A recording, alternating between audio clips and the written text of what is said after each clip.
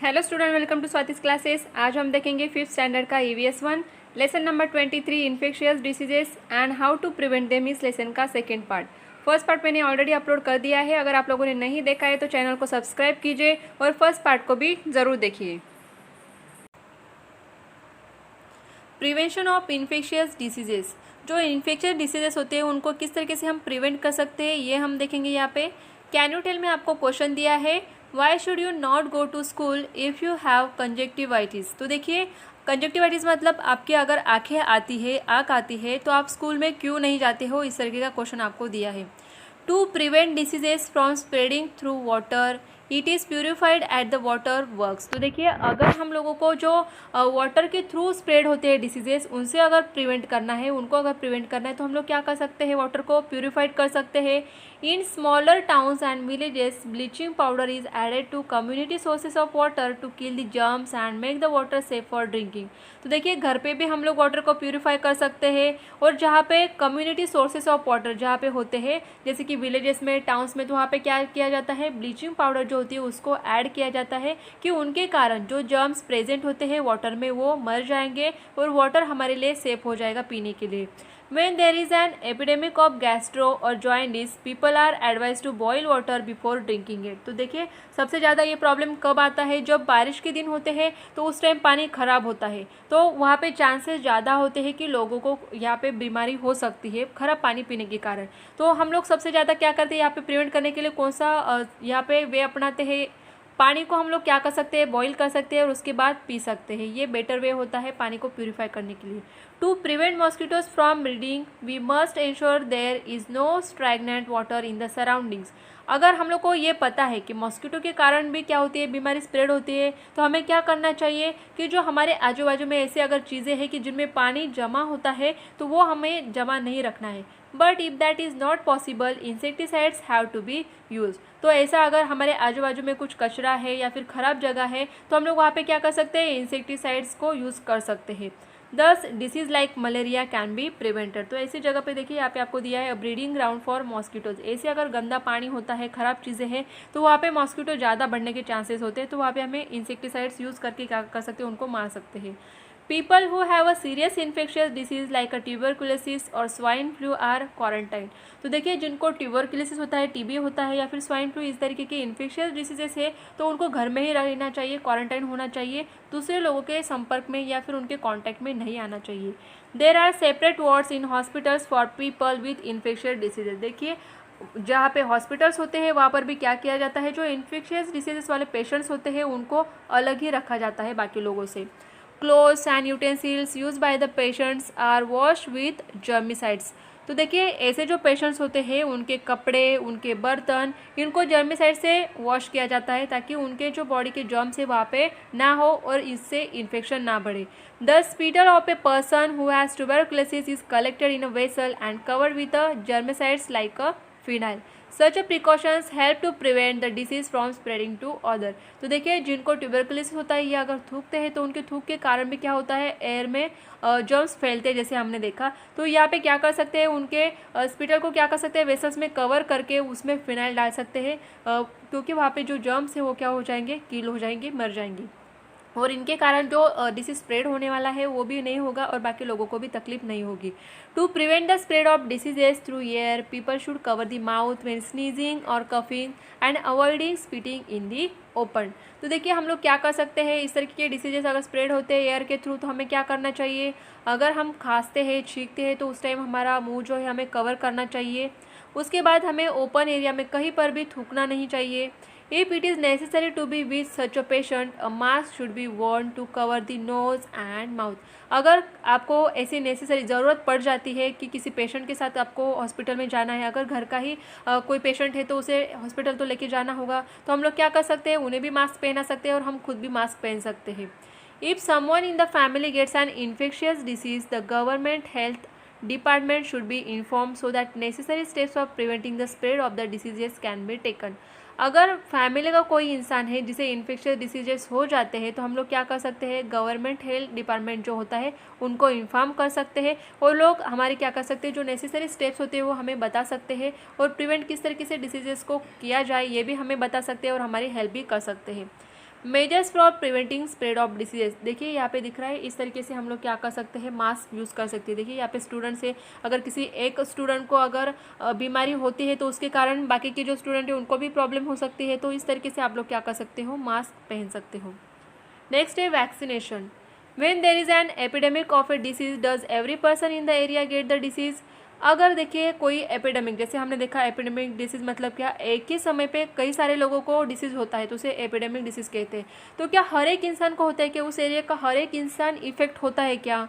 When disease producing microorganism enter our body, the body raises the disease or fight the germs। देखिए जैसे कोई भी micro organism हमारी body के अंदर जाता है तो हमारी बॉडी रेजिस्ट करती है, उसको फाइट करने की कोशिश करती है जर्म्स के against. That is why many times we do not get a disease even if germs enter our body. तो देखिए कई बार ऐसे होता है कि जर्म्स जो होते हैं हमारे बॉडी के अंदर चले जाते हैं, लेकिन हमारी इम्यूनिटी अगर अच्छी होती है, हमारी बॉडी अगर फाइट करती है जर्म्स के अगेंस्ट, तो हमें वो बीमारी नहीं हो पाती है। Another way to prevent disease is vaccination. और दूसरा एक रास्ता कौन सा होता है कि किस तरीके से डिसीजेस को हम प्रिवेंट कर सकते हैं, vaccination.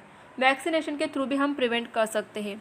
Our body develops resistance to a particular disease due to vaccination. तो देखिए आपको भी पता होगा, छोटे बच्चे जो होते हैं, छोटे से बड़े होने तक कुछ सालों तक क्या किया जाता है, वैक्सीन दी जाती है। जैसे कि पोलियो वैक्सीन आपको पता होगा। तो ये जो वैक्सीनेशन होता है उनके कारण क्या होता है, हमारे बॉडी के अंदर जो रेजिस्टेंस होता है या फिर जो हम लोग बोल सकते हैं जर्म्स के अगेंस्ट फाइट करने की जो ताकत होती है, ये डेवलप होती जाती है। Soon after a baby is born she is given the tuberculosis vaccine. तो देखिए टीबी जो ट्यूबरकुलोसिस वैक्सीन होता है, जैसे ही जन्म होता है बच्चे का, उसे वैक्सीन ये दिया जाता है ट्यूबरकुलोसिस का। When the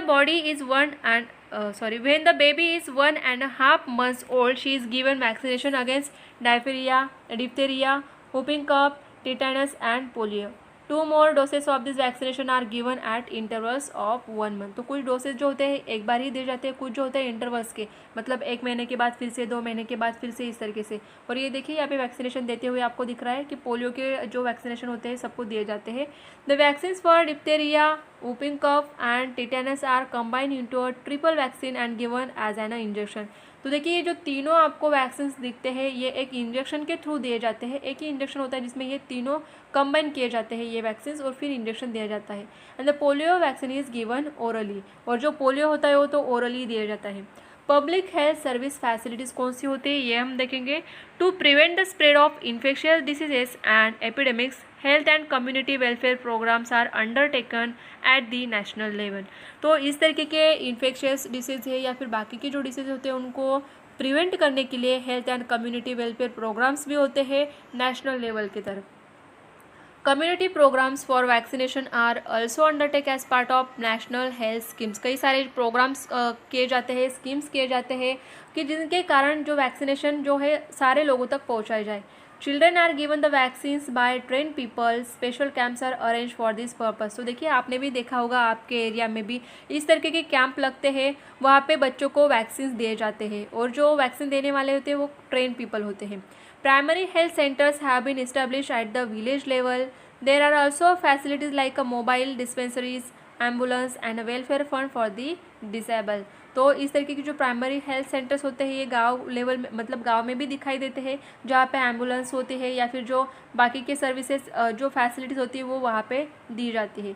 services like the examination of, next यहाँ पे देखेंगे, urine and blood, x-ray, ultrasound and other scans are also available through the health programmes. तो ऐसे हेल्थ प्रोग्राम्स और स्कीम्स रखे जाते हैं जिनमें यूरिन चेक होता है या फिर ब्लड सैंपल्स चेक करने के लिए दिए जाते हैं, एक्सरे निकाले जाते हैं, अल्ट्रासाउंड सोनोग्राफी जो होती है वो की जाती है या फिर स्कैन्स होते हैं। इस तरीके से चीज़ें वहाँ पे अवेलेबल होती है। दस patients can get the service they need without delay. तो यहाँ पे अगर किसी पेशेंट को अगर जल्दी है तो विदाउट डिले मतलब देरी ना होते हुए जल्दी से उन्हें वहाँ पे फैसिलिटी मिल जाती है।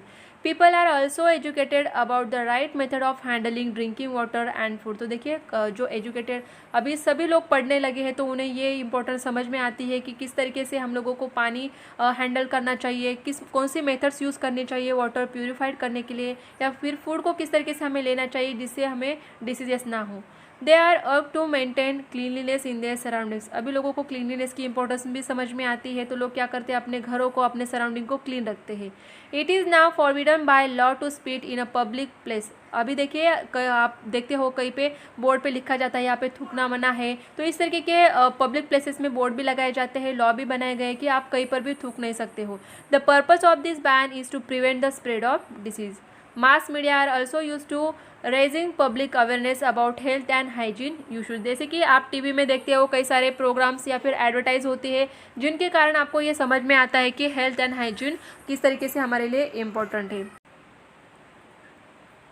डू यू नो में देखेंगे, at one time it was believe that diseases are cause due to the anger of gods, evil spirits और ड्यू टू ब्लैक मैजिक। तो देखिए ऐसा कुछ टाइम था कि जब लोग क्या बिलीव करते थे कि डिसीज किसके कारण होते हैं, कि भगवान जो है क्रोधित हो गए, या फिर जो ब्लैक मैजिक काला जादू होता है तो उनके कारण डिसीजेस होते हैं, ऐसे माना जाता था। The remedies prescribe for this were also inhuman. तो जो भी इनके ऊपर ट्रीटमेंट किए जाते थे, रेमेडीज किए जाते थे, ये भी काफ़ी अलग ही होते थे उस time.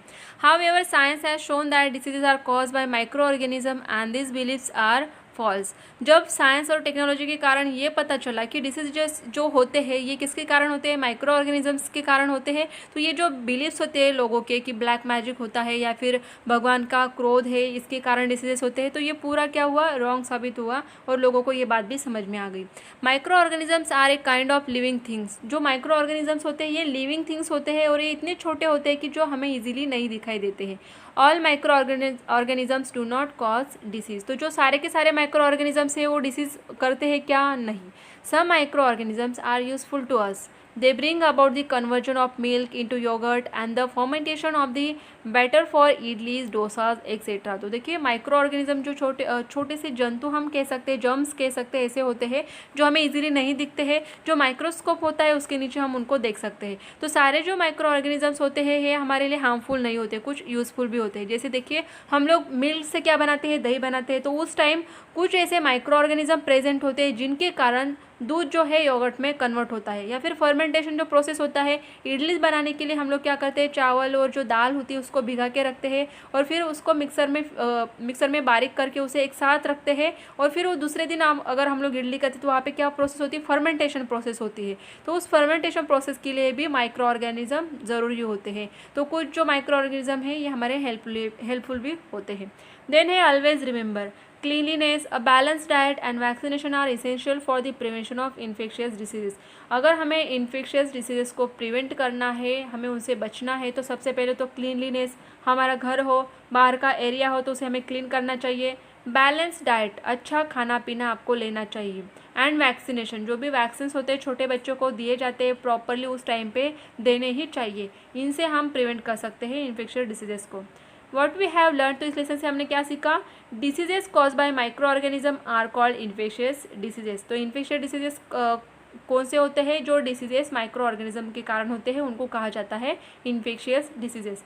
Every infectious disease is cause by a specific microorganism or germ.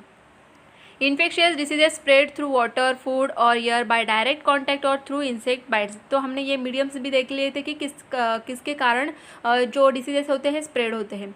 If care is taken to prevent germs from entering the body, the spread of disease can be prevented. ये हमने already lesson में अच्छे से discuss किया है। If many people in a place gate a disease at the same time it is called an epidemic. एक ही साथ सारे लोगों को अगर एक ही बीमारी होती है तो उसे हम क्या कहते हैं, an epidemic. Vaccination is an excellent method of preventing diseases. तो इसीलिए छोटे बच्चों को जो वैक्सीन होते हैं हम लोग प्रॉपर टाइम पे ज़रूरी देते हैं। तो देखिए स्टूडेंट, ये काफ़ी हेल्पफुल, आपको जो चीज़ें डे टू डे लाइफ में हमारे लिए इंपॉर्टेंट है वही चीज़ें आपको यहाँ पे दी हुई है। अगर आपको ये वीडियो अच्छी लगे तो वीडियो को लाइक ज़रूर कीजिए और चैनल को सब्सक्राइब नहीं किया है तो सब्सक्राइब ज़रूर कीजिए।